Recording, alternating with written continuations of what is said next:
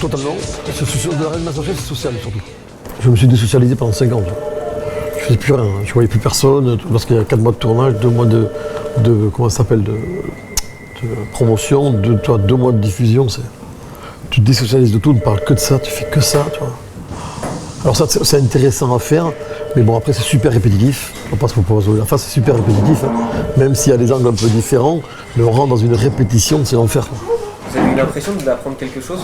De rencontres. Ouais, déjà d'apprendre, de maîtrise de soi. Parce qu'on n'a pas été préparé, avec nos CAP, quand on n'a pas été préparé à ça. Donc tu apprends à te maîtriser. Et puis moi, j'ai demandé à prendre des cours quand même. Hein. Tu vois, quand ils m'ont proposé ça, j'ai dit à une condition, mais je veux apprendre des cours. Parce que j'ai un phrasé, je le sais, tu vois, j'avale tout. Tu vois, je parle super vite, donc je vais apprendre à parler. Tu vois, à poser la voix. Et quand tu me mets une caméra, je pose ma voix. C'est assez étonnant, j'ai pris l'habitude. Donc ça, c'est quand même intéressant d'apprendre à se connaître. Hein. Et après, de rencontrer des gens, j'ai rencontré des mecs fabuleux. Autant des cadreurs que des caméramans, que des ingénieurs du son, que la production. Et puis la chance d'aller découvrir la France. Ouais. Je la connaissais la France, mais je la connais pas. Je suis persuadé même aujourd'hui, je la connais pas à 50%. Et en cuisine? En cuisine, ouais, ça permet de tomber sur des gens qui n'ont pas nos, tu vois, qui n'ont pas nos bases, tu vois, qui n'ont pas nos fonds de jeu.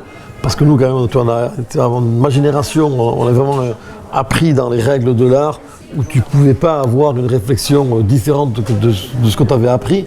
Alors depuis 90, j'ai envie de te dire que les barrières des saveurs sont un peu tombées, de par le métissage qui nous arrivait un peu du monde entier. Mais ma génération, on est encore un peu cloisonné. Donc tomber sur des non-professionnels qui sont capables de faire n'importe quoi entre guillemets, d'associer tout et rien. Et quand ils nous le disent, on leur dit que c'est catastrophe. Et quand on goûte, on se dit, ah, bah, c'est pas mal.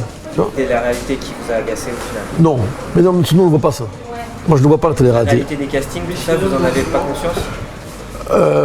On a conscience entre guillemets, si tu n'avais pas là, parce que nous on nous en présente 200, tu vois, qui sont déjà choisis, mais ils nous l'expliquent. Ils sont assez honnêtes. Hein. Ils nous disent, il en faut telle tranche d'âge, telle couleur. Le problème des Français. Et après, ils disent, faites ce que vous voulez. On oublie toute la télé-réalité, on oublie. C'est le montage qui fait la télé-réalité, parce que nous on vit au quotidien, hein, tu vois, tu peux pas tricher. Quoi.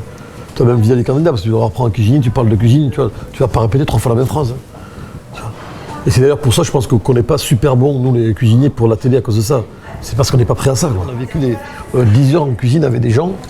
Tu vois, après, tu as les caméras partout, tu sais que tu as des micros, mais tu oublies rapidement tout. Hein. Et ce qui est compliqué, parce que tu vois, des fois, nous, on a des comportements verbaux, tu vois, on reste 1 fois, 2 fois, 3 fois, on lui dit, oh, tu vas arrêter de me casser les pieds, tu vois.